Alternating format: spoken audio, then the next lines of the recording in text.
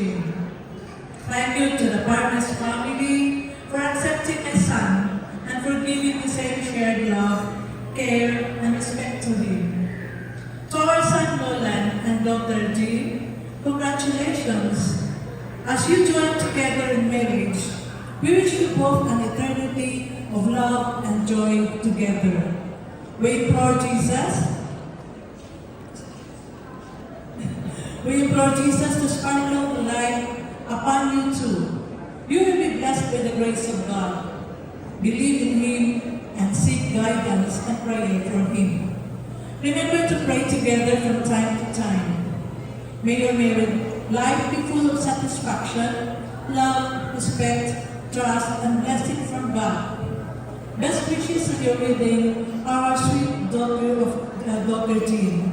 May this moment bring you all the best of life.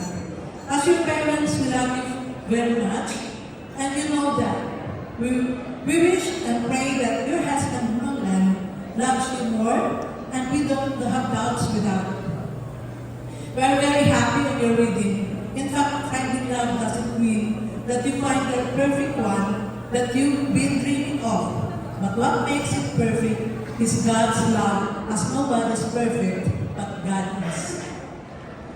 You may have a lot of preferences, but if God is at the center of your married life, respect, acceptance, trust, forgiveness, and love will overflow of each and everyone's heart.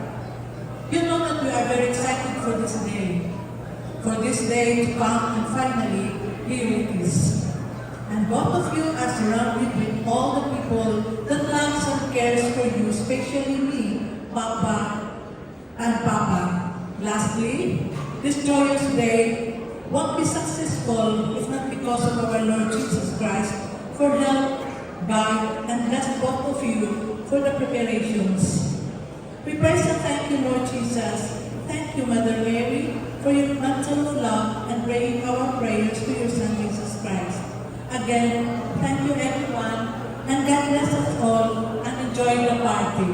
Thank you everyone.